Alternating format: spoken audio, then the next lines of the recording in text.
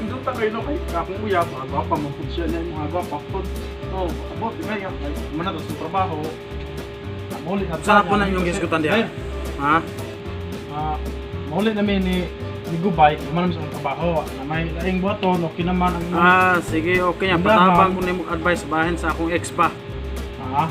Muchat ba ko or daily na naguro? Bahin sa imong ex? Oo, kaayo. Ikaw na kay advice.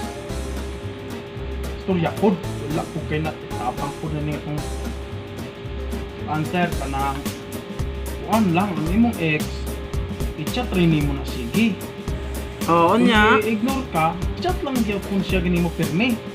Mao ba? Kung i-ignore pa gyud ka, i-chat sige. Sige, tingkat chat ani di ay. Ang panahon na makonsensya na siya, sir. Sa Siya anak niya, hangtod nga mairita na nga nimo. Di. I-block na kaniya. Kada kung ragyo. Na mo nang ayaw nagtagda ng ex mo. Ako ganing ex, wala ko tagda. Ano ha? Ay, nalagi ako dito. Anang ako ganing ex, sir. Di na nako tagdon. Bahala na na siya siyang kinabuhi. Ex na guna. Ex. Samat pa na, sir. Kanang ex, wala na naibagyo. Maong, ay nagtagda, sir. Diba? Okay. Dito may. Bye-bye. May punto man po ka.